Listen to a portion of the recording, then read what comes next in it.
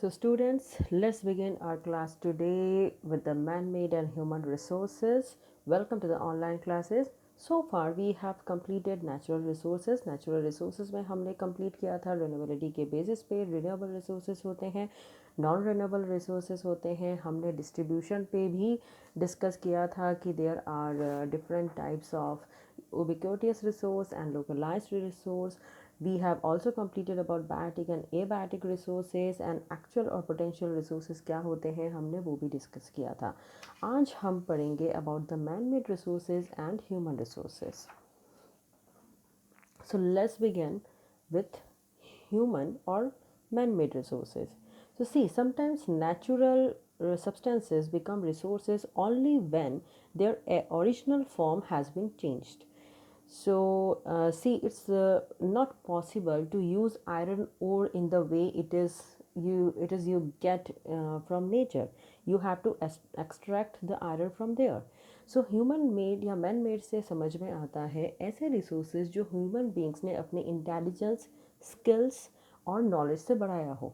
जैसे resources invented by human beings by using their intelligence are called human made resources. तो ऐसे resources जो human beings ने अपनी स्किल से, इंटेलिजेंस से डेवलप किया हो, उनको हम कहते हैं ह्यूमन मेड रिसोर्सेज. ह्यूमन खुद कोई रिसोर्स जो है वो क्रिएट नहीं कर सकता. वो नेचर से लेता है और उसके बाद में उसमें थोड़ा सा चेंजेस करके उसको यूज़ में लेता है. सो लाइक यहाँ पे एग्जांपल आ जाती है टेक्नोलॉजी की. टेक्नोलॉजी जो है वो इंसान ने डेवलप की है, विकसित की है ताकि जो है वो उसका यूज़ कर सके. Like I give you example of iron extracting. Iron extract कहाँ से होता है? आयरन ओर से. सो आयरन ओर जो है वो नेचुरल है. सो उसको एक्सट्रैक्ट करने का जो मेथड है वो ह्यूमन ने निकाला है. So it is, you can say, iron extracting method is invented by human. So extracting iron is actually human made resources. Now people use natural resources to make human made resources. Definitely, because human cannot produce anything by its own, so they use natural resources to make human made resources. Example, building by bricks. अब जो building बनती है वो BRICS यानी ईट से जो बनती है. This is the unification of soil plus sand plus water and so many other products. उससे वो ब्रिक बनाते हैं, ईट बनाते हैं, उसको बेक करते हैं एंड देन उस ब्रिक से जो है आपकी बिल्डिंग बनती है. उसी तरह in Jodhpur you see that here this labourers and artisans create building with the help of rocks जो पत्थर यहाँ पे मिलते हैं. But are these rocks used in the same way we extracted from the mountain? No, they are extracted, they are cutted. उनको cut किया जाता है, उनको एक स्पेसिफिक साइज़ दिया जाता है और उसके बाद जो है इसका यूज़ बिल्डिंग में बनता है. That you have seen in Jodhpur in your day to day life. In the same way जो आपके रोड्स बनती हैं, ब्रिजेस बनते हैं, ये सारी चीज़ें जो बनती है इसमें बहुत सारे चीज़ों का यूज़ होता है. You have scene creating this on road. So this is the way that natural resources जो होता है उसको कंबाइन किया जाता है ह्यूमन स्किल्स के साथ में एंड देन एक न्यू प्रोडक्ट डेवलप किया जाता है जिसको हम कहते हैं human made resources.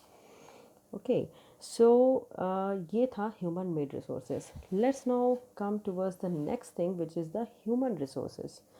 So, a human being who can contribute to his family, society or economy is called human resource. Human resource का मतलब होता है आदमी, आम आदमी आप जिसको कह सकते हैं. एक human, एक person कब resource बनता है? जब वो contribute करे फैमिली में, सोसाइटी में, इकोनॉमी में. उसको हम कहते हैं ह्यूमन रिसोर्स यानी मानव संसाधन. संसाधन रिसोर्स का हिंदी शब्द है, ह्यूमन इज मानव. सो मानव संसाधन इसको हिंदी में कहते हैं. एग्जाम्पल मैं लेती हूँ टीचर से, और डॉक्टर यहाँ पे आ सकता है, इंजीनियर आ सकता है. Now understand how. See, a doctor, when he is actually helping patients, he is helping the society. In this way he is earning some money, so he is helping out his family, and when he is earning, he is actually helping economy by increasing the GDP. GDP होता है आपका gross domestic product. किसी भी economy का, किसी भी country का GDP तब बनता है जब वहाँ पे कितने लोग एम्प्लॉयड हैं, कितने लोग अपना खुद का बिजनेस करते हैं, यानी लोग बेकार नहीं हैं, लोग अनएम्प्लॉयड नहीं हैं। तो जब आप काम करोगे तब आप सोसाइटी को भी बेनिफिट करोगे, आप अपना घर भी चलाओगे, आप जो है अपनी कंट्री पे भार नहीं है, आप कंट्री को बढ़ाने में योगदान दे रहे हैं, यानी इकोनॉमी बढ़ा रहे हैं। तो फैमिली सबसे छोटा यूनिट होती है जिसमें इंसान काम करता है, वहाँ से वो डेवलप करता है सोसाइटी को, वहाँ से डेवलप करता है वो इकोनॉमी को, और फिर वो एक डेवलप करता है वर्ल्ड इकोनॉमी को। इस तरह से जो है वर्ल्ड इकोनॉमी काम करती है, right. So then education and health help in making people a valuable resource. Obviously एक आदमी कब रिसोर्स बनता है, जब उसकी एजुकेशन बहुत ज़्यादा अच्छी हो, जब उसकी हेल्थ अच्छी हो। अगर एजुकेशन और हेल्थ अच्छी है तभी आप वैल्यूएबल रिसोर्स है। अगर आपकी हेल्थ अच्छी नहीं है, आप घर में हो, आप कुछ कंट्रीब्यूट नहीं कर पा रहे हो, यू कैन नॉट हेल्प। और अगर आप कंट्रीब्यूट करना चाहते हो लेकिन आपके पास ढंग की एजुकेशन नहीं है, स्किल्स नहीं है, नॉलेज नहीं है, तो भी आप वैल्यूएबल रिसोर्स नहीं बन पाते। जैसे इसीलिए कहा जाता है that people can make the best use of nature to create more resources when they have the knowledge, skill and the technology. जब उनके पास में ऐसी चीज़ें हों, technology to do so. That is why human beings are a special resource, people are human resources. Education and health help in making people a valuable resource, यही हमने अभी पढ़ा। सो आपको अगर रिसोर्स बनना है देन आपको अपने आप को डेवलप करना पड़ेगा, स्किल्ड करना पड़ेगा, हेल्थ अच्छी रखनी पड़ेगी, तभी आप रिसोर्स हो। Now let's see one line here, humans are interdependent on each other. Humans जो हैं वो एक दूसरे पे इंटरडिपेंडेंट हैं। कैसे इंटरडिपेंडेंट, यानी एक दूसरे पे डिपेंड होना। जैसे हमने पढ़ा है that man is a social animal, यानी जो इंसान है वो एक सामाजिक प्राणी है, सोशल एनिमल है। यानी एक मैन जो है वो सोसाइटी में रहता है, वो अकेले नहीं रह सकता है, वो सोसाइटी पे रहता है। इसलिए यहाँ पे टर्म आया humans are interdependent on each other. See this figure over here, you can see that this lady is a scientist. She is reading newspaper and she read news crops ruined due to drought. Can I find a solution? जो अनाज है, जो crops हैं, वो drought यानी सूखे की वजह से ख़राब हो गए हैं, ये उसने न्यूज़ पढ़ी। And now she is thinking that can I find a solution, as she is a scientist. उसको एक आइडिया आता है कि आई कैन डू से, सो दैट्स इट, उसने अपना आइडिया सोच लिया। She develop something and hence she has actually helped these farmers. It's all thanks to the knowledge, education and skill we could find a solution. वो बोलती है इन लोगों को कि all thanks हमारे knowledge को, education को, skill को, कि हमें एक solution मिला है। So humans are interdependent on each other. Farmers provide food grains for everyone. जो हमारे फार्मर्स होते हैं, किसान होते हैं, वो हर किसी को फूड ग्रेन्स देते हैं। And in return scientist suggest various means to combat problems related to agriculture and improve farm production.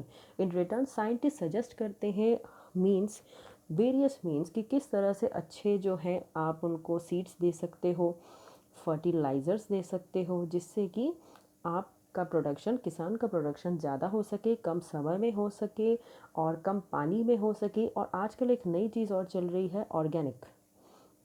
आजकल लोगों को ऑर्गेनिक फूड का बहुत ज़्यादा क्रेज़ है, तो ऑर्गेनिक फूड और इन सब के लिए साइंटिस्ट का बहुत बड़ा योगदान है। तो साइंटिस्ट और फार्मर्स एक दूसरे पे डिपेंड करते हैं, एक दूसरे की हेल्प करते हैं एंड इन रिटर्न सोसाइटी की मदद करते हैं।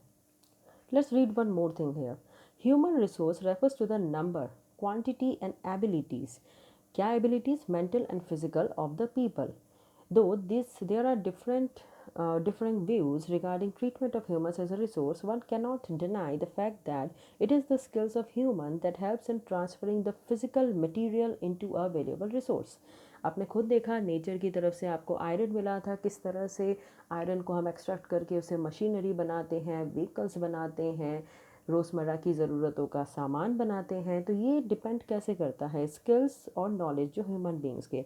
सो ह्यूमन रिसोर्सेज वैसे तो क्वांटिटी पे डिपेंड करता है, बट एबिलिटीज़ पे भी डिपेंड करता है। So as a whole human जो है एज अ रिसोर्स के रूप में बहुत ही ज़्यादा उपयोगी है और बहुत ही ज़्यादा अच्छा है. So all humans should try to develop themselves with knowledge, skill and ability so that they can help their family, society and economy in return. Let's read one more thing here. Human Resource Development. In short we call it HRD. जैसे कि human resources को short में HR बोलते हैं, वैसे ही HRD होता है, यानी ह्यूमन रिसोर्स का डेवलपमेंट होना. आपकी बुक का नाम भी रिसर्च एंड डेवलपमेंट है, यानी रिसर्च करके डेवलप करना.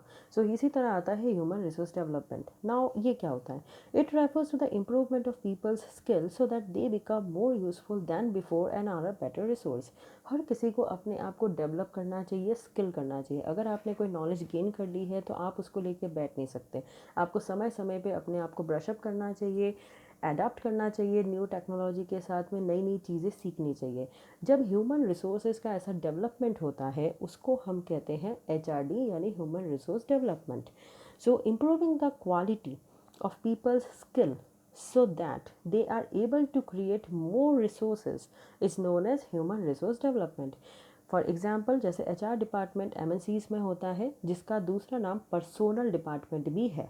सो HR डिपार्टमेंट का काम ही होता है कि कंपनी और MNC में जितने लोग काम कर रहे हैं उनकी देखभाल करना, उनको डेवलप करना. कैसे डेवलप करना? ट्रेनिंग देके. ट्रेनिंग दिया जाता है उनको, टाइम टाइम पे नई टेक्नोलॉजी के बारे में बताया जाता है ताकि वो अपने आप को और प्रोडक्टिव कर सकें, और भी ज़्यादा स्किलफुल कर सकें और अच्छा काम कर सकें. उसी तरह आपने पढ़ा होगा मिनिस्ट्री ऑफ HRD के बारे में. इंडियन गवर्नमेंट की विंग है ये. इसका काम है कि हमारा जितना एजुकेशन सिस्टम है, किस कहाँ कैसे एजुकेशन की ज़रूरत है, आपका यूनिवर्सिटी के कोर्सेज़ क्या होने चाहिए, ज़माने के साथ आपको चलना है, आपको अपनी सिटीजन्स को कैसे डेवलप करना है, ये काम ये करती है.